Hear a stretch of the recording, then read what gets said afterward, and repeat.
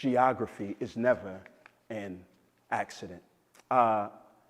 11 years ago, I moved to Atlanta as a 25-year-old to start a church with a group of folks here in downtown.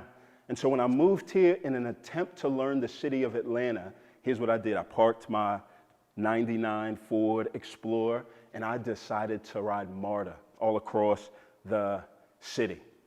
And so what I found out was that it's interesting how much you notice about a journey when you don't really care about the destination. So I would start at the southmost point, the airport station, and I would ride it all the way up north. And here's what I found. As I would ride from south to north, I saw two things change. Here are the two things that changed. The inside of the train changed and the outside of the train changed. The further that you go north and you move through West End, downtown, up through Buckhead and North Springs, what you'll find is that the inside of the train changes. Black and brown people exit and white folks get on. But then what you'll see is it's not just the inside of the train that starts to change, the outside of the train changes. The further that you go up north, the more and more the economic conditions improve. And not just improve, but skyrocket. So here's what takes place. In Atlanta, as you ride MARTA, you literally see black and brown people making their exit before they can take advantage of or enjoy the economic opportunities that surrounded them.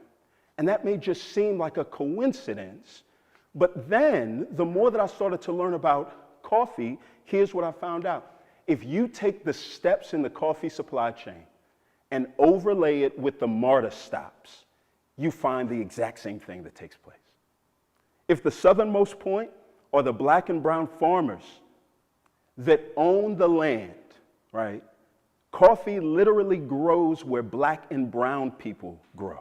So you take that and replace it with the people that own the land that meticulously spend 10 to 12 hours per day planting, sowing, harvesting, reaping.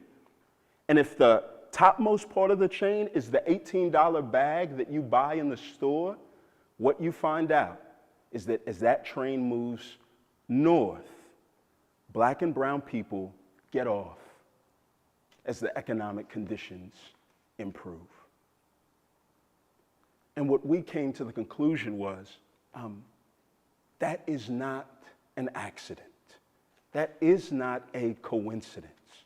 It is an issue of injustice, not just globally, but in the city of Atlanta. And if you need more proof, right, here's why we do what we do.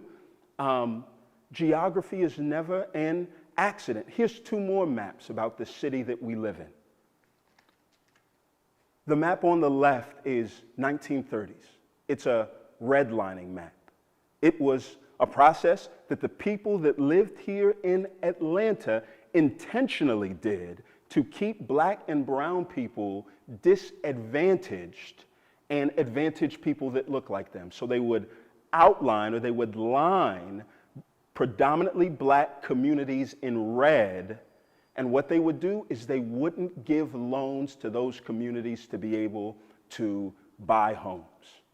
So they wouldn't loan money to, but what they would do is they would build highways right through them. So I live in the West End, I have for the past 6 years, and I live less than a mile from Clark, Morehouse, and Spelman, and it is not a straight shot for me. I-20 split a neighborhood in half.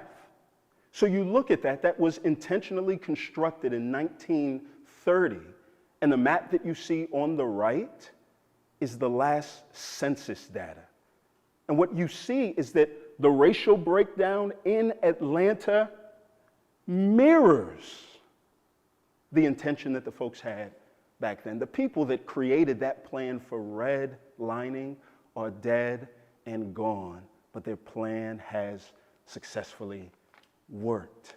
Geography is never, it has never been an accident.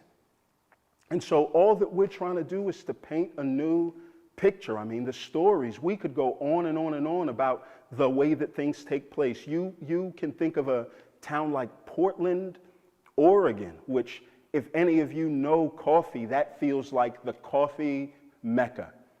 And there's a reason why you'll find a bunch of the first picture, the bearded, axe-wielding, too-tight pant, cuffed jeans, boot wearing. There's a reason why that's the picture that you think of when you think of coffee. Geography is never an accident. Here's a little history lesson on Oregon. Oregon was in the north.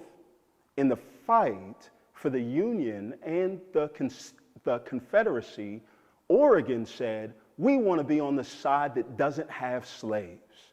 So in 1859, Oregon joined the Union in the fight against slavery, but written in their Constitution, which was not undone until 1922, was a clause that said, we don't think black folks should be slaves. However, it is illegal for black people to own property in Oregon.